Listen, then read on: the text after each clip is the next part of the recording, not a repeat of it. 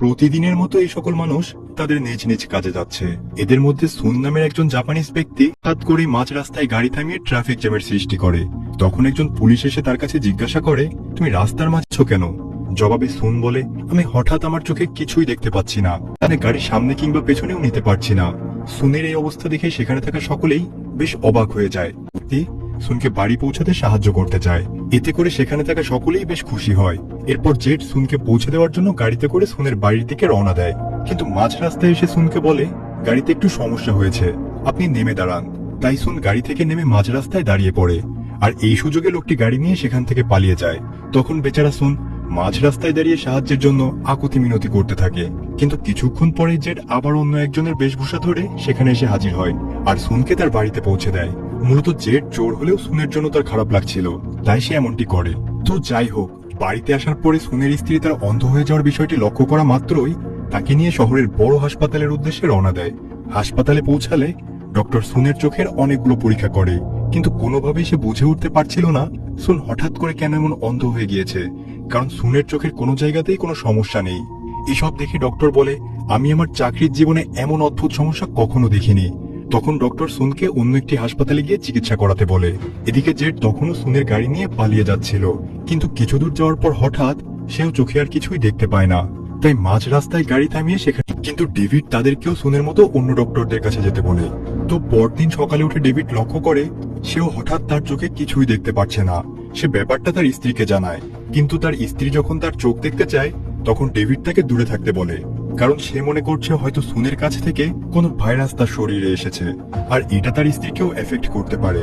এরপর তার একটি অ্যাম্বুলেন্স কল করে হাসপাতালে যাওয়ার জন্য। সেই সাথে ডেভিড হাসপাতালে জানিয়ে দেয় যে শহরে হয়তো কোনো অচেনা ভাইরাস ছড়িয়ে পড়েছে, তাই সবাইকে সতর্ক থাকতে বলে। এদিকে শহরের বিভিন্ন জায়গাতেও তখন মানুষ হঠাৎ করেই অন্ধ হয়ে যেতে শুরু করে। অন্ধ মানুষেরা ব্যস্ত রাস্তার মধ্যে এসে অনেক সমস্যার সৃষ্টি করতে শুরু করে।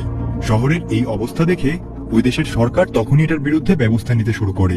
যেহেতু কেউই বুঝতে পারছিল না যে এটা কোন ধরনের ভাইরাস, তাই রিস্ক না নিয়ে সরকার প্রত্যেক আক্রান্ত ব্যক্তির জন্য কোয়ারেন্টাইনের ব্যবস্থা করে।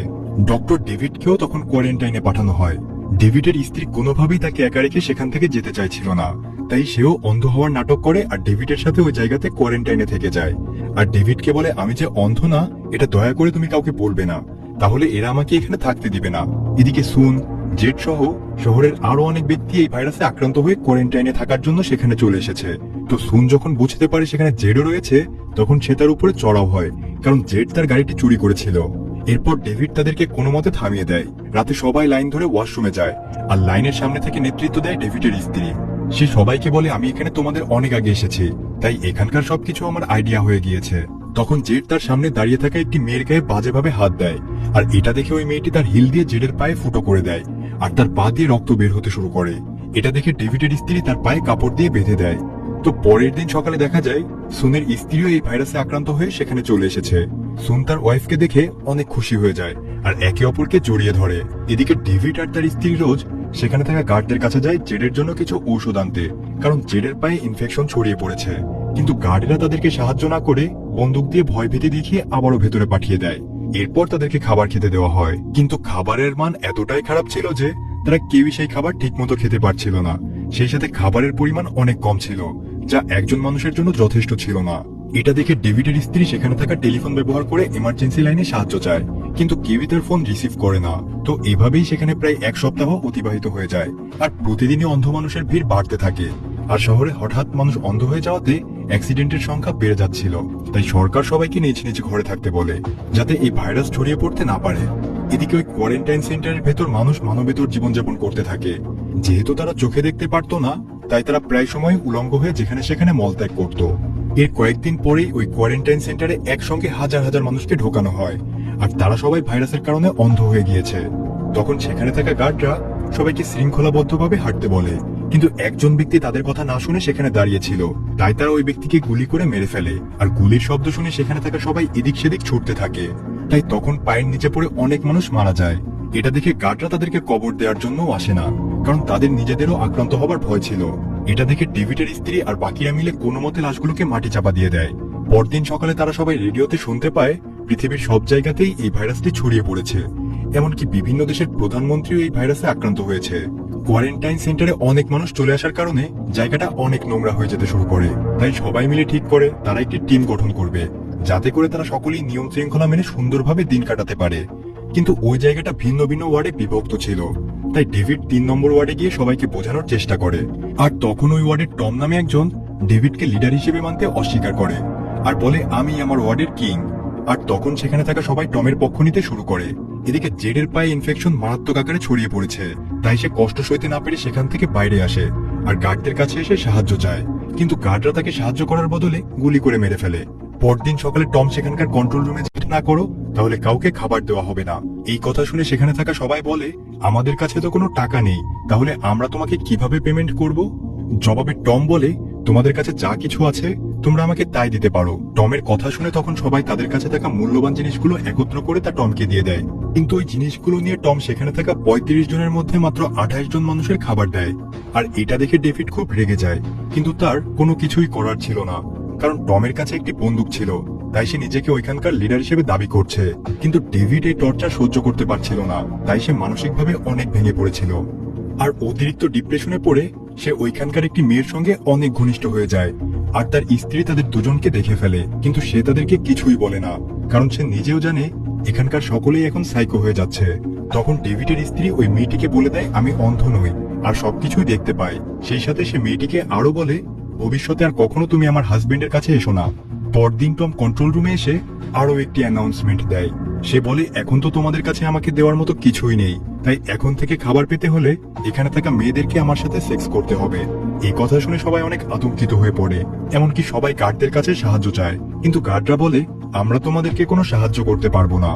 তো ওই দিন রাতে টম বন্দুক দেখিয়ে সবাইকে ভয় দেখায় আর বলে, আমার কথা মেনে না নিলে কাউকে খাবার দেওয়া হবে না। তাই কোনো উপায় না দেখে সেখানে থাকা সকল মহিলারা সিদ্ধান্ত নেয় তারা স্বইচ্ছায় ভলেন্টিয়ার হয়ে টমের কাছে যাবে, যাতে সবাই একটু একটু করে খাবার খেয়ে বেঁচে থাকতে পারে। এরপর ওই ওয়ার্ডের মেয়েরা সবাই 3 নম্বর ওয়ার্ডে টমের কাছে চলে যায়। আর সেখানে টম আর তার বাকি সাথীরা ওই মেয়েগুলোর উপরে অনেক নির্যাতন চালায়। তারা মেয়েগুলোর উপর এতটাই নির্যাতন চালায় যে একটি মেয়ে সেখানেই মারা যায়।